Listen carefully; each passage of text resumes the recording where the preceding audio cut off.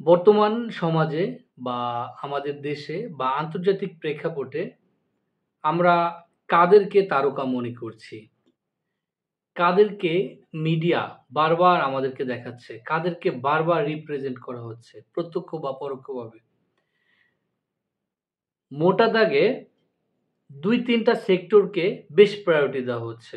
১ খেলোয়াড়, সেটা ফুটবল হোক বা ক্রিকেট হোক, ফিল্ম ইন্ডাস্ট্রি, নাটক এই মোটামুটি বেশ কয়েকটা সেক্টর বেশ আ জনপ্রিয়তা পাচ্ছে।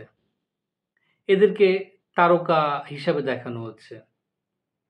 আসলেই কি এরা তারকা? এদেরকে মিডিয়া এত কেন দেখাচ্ছে? আ একটা সিনেমার নায়ক, সাধারণ একজন নায়ক অ্যাক্টিং করে পর্দায়। আমি কোনোভাবেই বলছি না অ্যাক্টিং করা কোনো পরিশ্রমের কাজ না। ডেফিনিটলি এটা অনেক পরিশ্রমের কাজ। আম অনেক লোকের সমষ্টিগত পরিশ্রম।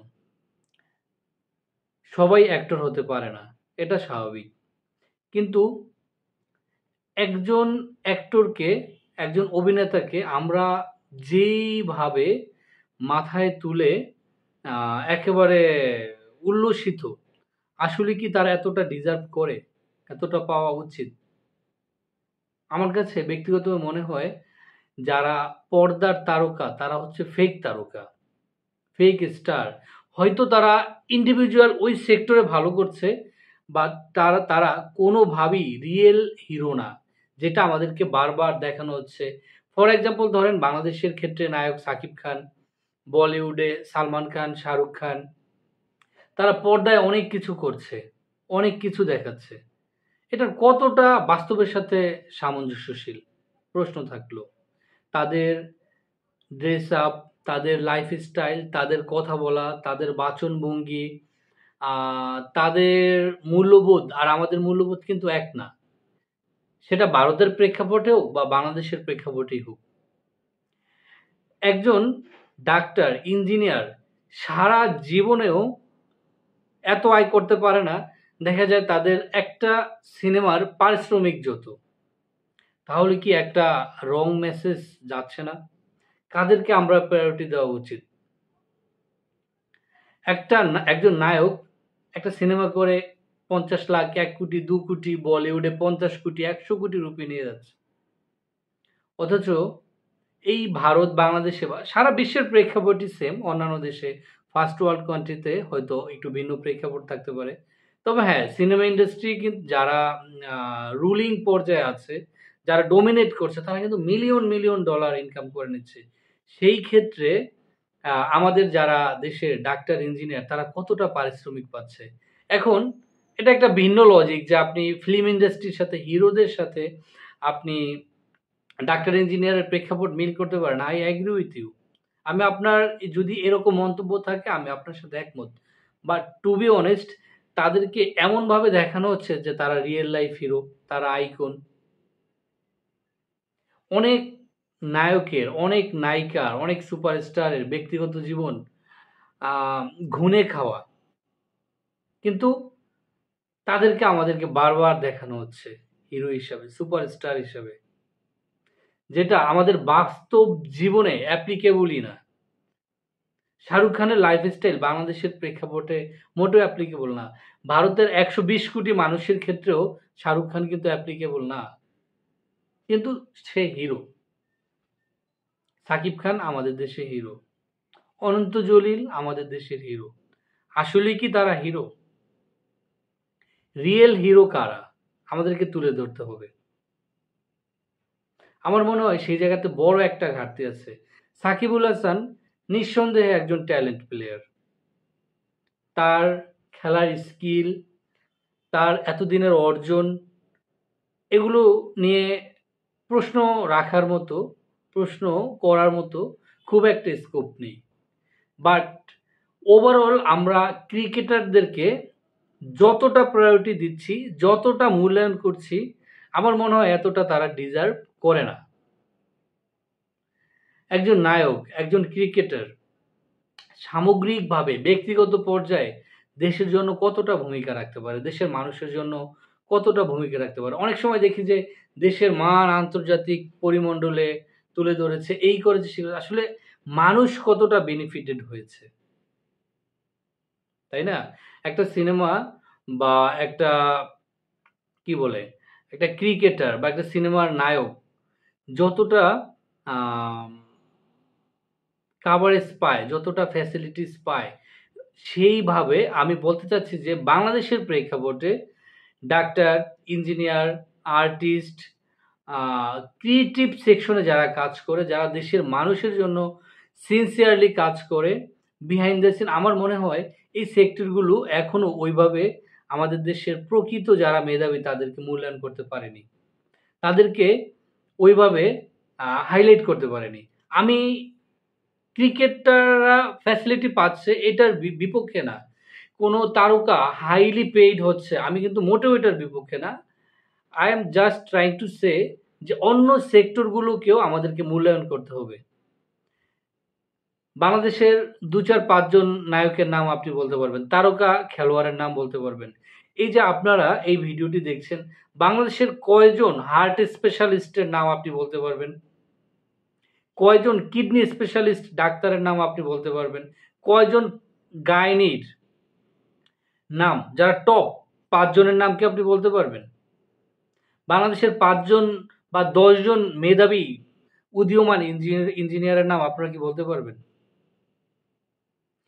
বাংলাদেশের ৫ জন গবেষকের নাম আপনি বলতে পারবেন যারা ধান নিয়ে গবেষণা করে, যারা মাছ নিয়ে গবেষণা করে? আমার মনে হয় না এই উত্তর আছে। আমি সিউর ৯৯% মানুষ পারবে না। কারণ কি? ডাক্তার, ইঞ্জিনিয়াররা কিন্তু আমাদের দেশের সামাজিক প্রেক্ষাপটে, রাষ্ট্রীয় প্রেক্ষাপটে ওইভাবে আইডল হিসাবে কিন্তু খুব একটা দেখানো হয় না। এটা একটা চরম বৈষম্য এক সেন্সে। একজন ইঞ্জিনিয়ার, একজন চিকিৎসক, একজন আইনজীবী নিরলসভাবে দেশের মানুষের জন্য কাজ করে যায়। হ্যাঁ, অনেক অভিযোগ আছে, অনেক ইঞ্জিনিয়ার, অনেক ডাক্তার অনেকভাবে নীতি নৈতিকতা বিসর্জন দিয়ে অনৈতিকভাবে কাজ করছে। কেন করছে? এমবিবিএস পাশ করা একজন চিকিৎসক কয় টাকা দিয়ে, কয় টাকা সম্মানী নিয়ে, কয় টাকা বেতন, টাকার কথাই বললাম, কয় টাকা বেতন নিয়ে কাজ শুরু করে? তার শুরুটা কিভাবে হয়? একজন ইঞ্জিনিয়ারের শুরুটা কিভাবে হয়? আমরা কি রিয়েলিটিটা জানি? আমার মনে হয় না। তো এই সেক্টরগুলোকে গুরুত্ব দিতে হবে। শুধু ডাক্তার, ইঞ্জিনিয়ার, আইনজীবী তা না।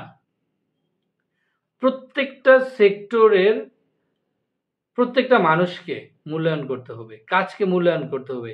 শুধু অনন্ত জলিল, সাকিব খানই দেশের নায়ক, আর যারা রিয়েল হিরো তারা কারা? তাদেরকে আমাদেরকে ফাইন্ড আউট করতে হবে। মেধাকে মূল্যায়ন করতে হবে। বাংলাদেশের যতগুলো সরকারি প্রতিষ্ঠান আছে, ইঞ্জিনিয়ারিং ইনস্টিটিউট আছে, স্কুল আছে, মেডিকেল কলেজগুলো আছে, খোঁজখবর নিয়ে দেখেন, পাশ করার পর এইখান থেকে কিন্তু মেধাবী ইঞ্জিনিয়াররা, আর্কিটেক্টরা, মেধাবী ডাক্তাররা দেশের বাইরে কিন্তু চলে যাচ্ছে। হোয়াই? দ্য রিজন ইজ আমাদের দেশে ওভাবে কিন্তু ফ্রিডম নিয়ে কাজ করার সুযোগ নেই। অনেক ইঞ্জিনিয়ার জব করার পরে ম্যানেজার হিসেবে দায়িত্ব পালন করছে। ম্যানেজেরিয়াল পোস্টে চলে গেছে। ইনোভেশনের সুযোগ নেই। যথাযথ মূল্যায়ন নেই। দেখা যায় একজন প্রতিভাবান ইঞ্জিনিয়ার একটা দেশে কাজ করলে যদি ফ্রিলি স্কোপ পায়, দেশের জন্য অনেক কিছু করার সুযোগ আছে। টু বি অনেস্ট, হিউজ কাজ করার সুযোগ আছে মানবতার কল্যাণে, মানুষের কল্যাণে। কিন্তু আমরা সেই সুযোগ কতটা দিতে পারছি? প্রশ্ন থাকলো। তো যারা রিয়েল হিরো, বাস্তব জীবনের হিরো, তাদেরকে মূল্যায়ন করতে হবে। তাদেরকে ক্যামেরার সামনে আনতে হবে। তাদের ইতিবাচক কাজগুলো হাইলাইট করতে হবে। শুধু অপু বিশ্বাস, শাহরুখ খান, সাকিব খান এরা যে নাচানাচি করে এরা আসলে রিয়েল হিরো না। এরা এই পর্দার হিরো, ফ্রড হিরো। সে তার সেক্টরে ভালো করছে, no doubt about it. But hero, real hero যারা, সেই ক্যাটাগরিতে, সেই ডেফিনেশনে তারা পড়ে না। বাংলাদেশ থেকে যারা প্রবাসে গিয়ে, মিডল ইস্টে গিয়ে, দুবাই, কাতার, বাহরাইন, সৌদি আরবের এই 42-43 ডিগ্রি টেম্পারেচারে গিয়ে যারা টাকা পাঠায়, এই গরমের ভিতরে কাজ করে, তারা হচ্ছে রিয়েল হিরো। এই দেশের সৎ ইঞ্জিনিয়ার, এই দেশের সৎ ডাক্তার, এই দেশের সৎ শিক্ষক, এই দেশের সৎ চিকিৎসক, এই দেশের সৎ উকিল, এই দেশের সৎ একজন চানাচুরালা, এই দেশের সৎ একজন বাদামওয়ালা, একজন সৎ দোকানদার, সৎ ব্যবসায়ী হচ্ছে রিয়েল হিরো। এদেরকে সামাজিকভাবে, রাষ্ট্রীয়ভাবে মূল্যায়ন করতে হবে। তখন তরুণ প্রজন্মের ভিতরে ভালো এক্সাম্পল তৈরি হবে, মানুষ ভালো হওয়ার ক্ষেত্রে অনুপ্রেরণা পাবে, ভালোর আইডিয়াল দেখবে। সাকিব খান কিন্তু কোনোভাবেই রিয়েল লাইফ হিরো না। অনন্ত জলিল কখনোই রিয়েল লাইফ হিরো না, তারা পর্দার হিরো।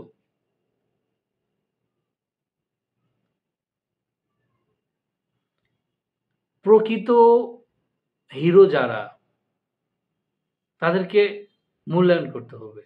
আদারওয়াইজ খুব সম্ভবত ডক্টর মোহাম্মদ শহীদুল্লাহ একটা কথা বলেছিলেন যে, যেই দেশে গুণীর কদর নাই সেই দেশে গুণী জন্মাতে পারে না।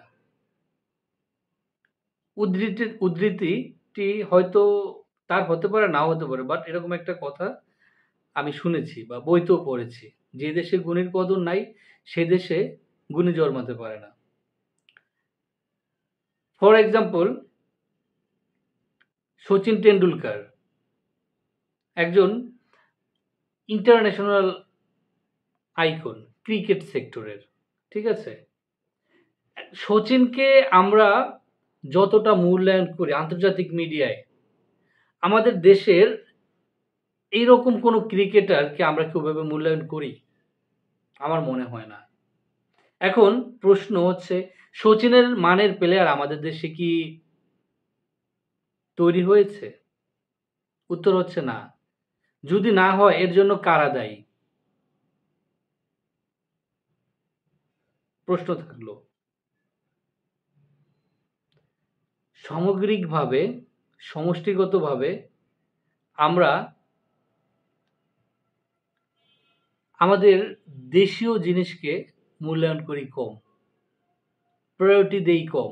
আপনি যে কোনো দোকানে যান, একটা ধরেন স্নো কিনবেন, ঠিক আছে? ইন্ডিয়ানটার একরকম দাম, বাংলাদেশিটার একরকম দাম, আমরা থাইল্যান্ডিটার একরকম দাম, সিঙ্গাপুরিয়ানটার একরকম দাম। একই কোম্পানির ভিন্ন ভিন্ন দেশের প্রোডাক্ট, আমরা কিন্তু বিদেশি প্রোডাক্টটা কিনছি। আমাদের দেশের প্রোডাক্টকে কিন্তু আমরা গুরুত্ব দিচ্ছি না।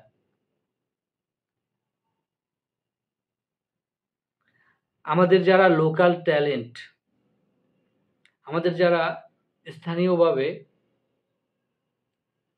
দেশের জন্য, মানুষের জন্য কাজ করতে চায়, ছোট পরিসরে হোক কিংবা বড় পরিসরে হোক, ইন্সপায়ার করতে হবে।